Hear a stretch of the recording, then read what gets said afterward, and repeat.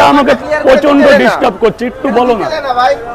কি বলবো দাদা? দাদা ভাই আমি তোমার দুটো পা ধরছি দাদা ভাই, একটু আরে কি ও শুনছে না? ওরা একটু এসে বলো না দাদা, প্লিজ আমাকে একটু হেল্প করো।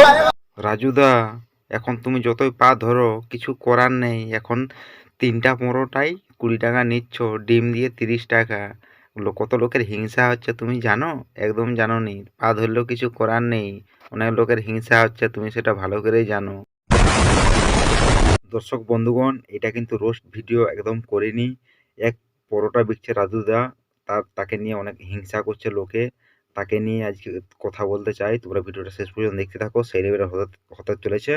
আর যারা যারা রাজুদাকে হিংসা করছে, টাকা কামাচ্ছে বলে, অত টাকা কম দামে পরোটা বিকছে বলে, তাদেরকে আজকে ফাটাচ্ছি। তোমরা ভিডিওটা শেষ পর্যন্ত দেখতে থাকো, সেই লেভেলের হতে চলেছে। তো চলো ভিডিওটা শুরু করি। তুমি অত ডেরামা করবে না, অত ডেরামা করছো কেন? কিসের ড্রামা? ফোনে ফোনে ধরে দৌড়াচ্ছো কেন? ভিডিও আমার অনুমতি নিয়েছো? কি অনুমতি দিলে তোমার? মানে তোমার অনুমতি নিতে হবে, তার কি মানে? তুমি কি মেয়ে ছিল, তোমার অনুমতি নিতে হবে? ভিডিও হ্যাঁ? রাস্তায় ইয়ে করছে, আবার বেশি কথা বলছো। তুমি আবার ভিডিও করছো? ভিডিও করতে পারি তোমার? কেন করতে পারো? করতে পারি তোমার? করতে পারো? রাগ করলে হবে তোমার? দেখো ভাই, রাজুদা হচ্ছে পরোটা বিক্রি করে সংসার চালাই, খাই, আর তুমি একটা ব্লগ করে ভিডিও বানাচ্ছ। তুমি তো টাকা কামাচ্ছ না, তার পারমিশন নিতে হবে তো। তুমি যতই ব্লগ ভিডিও বানাও, যাই করো, রাজুর কাছ থেকে পারমিশন নিতে হবে না? সে প্রচুর ভিড় হয়ে যাচ্ছে, তোমার সঙ্গে কথা বলবে কেন, খদ্দেরকে ছাড়বে বলো? তুমি এইভাবে ভিডিও বানাবে, তুমি তোমার মতো টাকা কামাবে, আর ও রাজুদাকে বিরক্ত করবে, এটা তো ঠিক নয় না? আর তুমি হুমকি দিচ্ছ, তুমি যে হুমকি দিচ্ছ, তুমি রাজুদার কাছ থেকে পারমিশন নিয়েছো। সে হচ্ছে পরোটা বিক্রি করে সংসার চালাই, আর তুমি বড় বড় ডায়লগ মারছো না, তো একবারে সভ্য করে দেবো তোমাকে।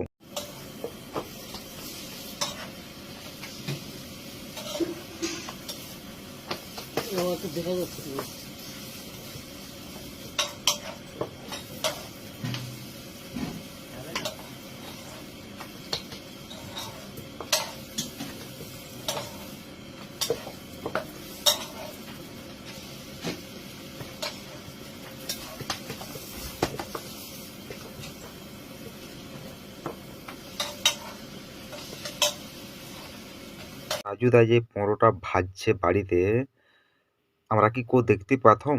রাজুদা বলেছে যে আমার বাড়িতে কোনো ভিডিও করার পারমিশন নেই। যারাকে ব্লগার যারা ভিডিও করতে গেছে তাদেরকে বলেছে যে অনুরোধ করলে আমি ভিডিও করে আনে তোমাদেরকে ফুটেজ দিয়ে দেবো। ঠিকই আছে, আমরা ফুটেজ দিয়েছি বলে আমরা দেখতে পাচ্ছি। দেখো রাজুদা নিজেই ভাজছে পরোটা, তেল ছাড়া পরোটা।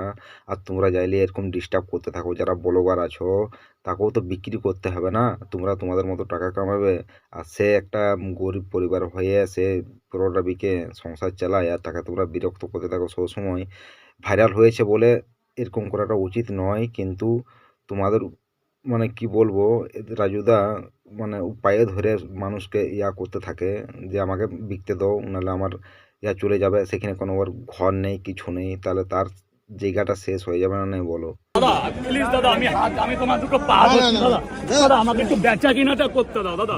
রাজু ভাই, তুমি আমার একটা কথাতে তেলে বেগুনে জ্বলে উঠলে। শুধু বলেছিলাম শাল পাতায় দিলে ভালো হয়, বলতে পারতে দাদা এখন পসিবল হচ্ছে না, ব্যবসা বাড়লে তখন করব। সেটা না করে আমি দূরে থাকা সত্ত্বেও তুমি আমার কাছে এসে নাটক করলে, লোকের সহানুভূতি কুড়ালে। যে ব্লগার ভাইদের জন্য তোমার উত্থান, তাদের দেখলে এখন রেগে যাচ্ছ, রাগ হচ্ছে তোমার। তুমি তো আগে জানতে না যে প্লাস্টিকের বালতিতে তরকারি আনা ঠিক না। এক দাদা তোমাকে স্টিলের বালতি উপহার দিয়েছিল। বন্ধ করে দিলাম দাদা।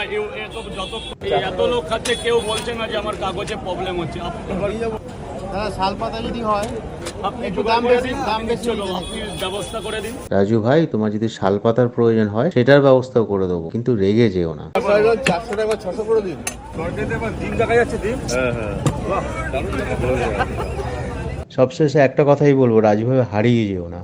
ব্লগাররা আসবে, ভিডিও করবে, সব ঠিক আছে। প্রচুর দোকানদারদের ভিডিও আমরা করেছি, কেউ কোথাও রেগে যায়নি। হাসি মুখে হাসি মুখে সবার প্রশ্নের জবাব দিয়েছে। প্রশ্নের জবাব যদি না দিতে পারো, নিজের কাজ করে যাও, কেউ তোমাকে আটকাবে না।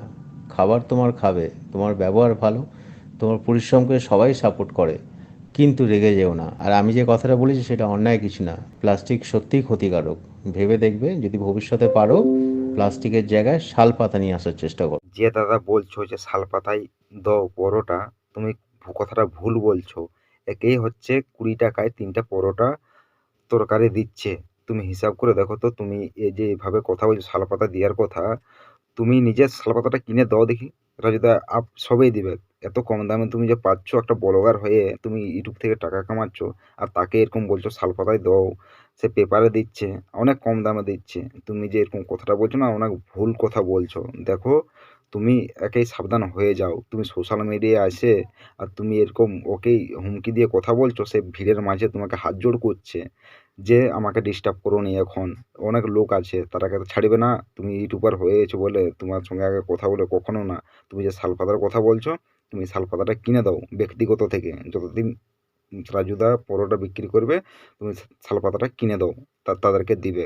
দেখি তোমার কেমন লাগে আর কেমন ফাটে তোমার।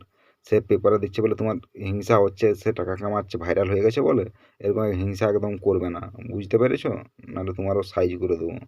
ভিডিওটা এখানে শেষ করছি। তোমাদের যদি ভালো লাগে অবশ্যই লাইক কমেন্ট শেয়ার করে দাও, আর যত পারবে একটু ভিডিওটা শেয়ার করে দাও। মানুষ পৃথিবী বহুত রকম আছে।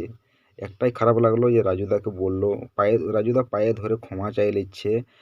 আরও শালপাতার কথা বলছে, রাজুদাকে বলছে শালপাতায় দাও। এটা কিন্তু ঠিক তোমরাই বলো, যে ও একেই 20 টাকায় দিচ্ছে 3টা পরোটা তরকারি। আর কি চাই বলো, আর কি চাই এরকম? তারপর আবার বলছে শালপাতায় দাও, শালপাতাটা ব্যক্তিগত কিনে দাও। তো চলো, বেশি বাড়তি কথা বলতে চাইনি, ভিডিওটা একটু বেশি করে শেয়ার করে দাও। আর কিছু নয়, তো চলো ভিডিওটা শেষ করছি। পরবর্তী ভিডিওয়ে দেখা হচ্ছে তোমাদের সঙ্গে। টাটা।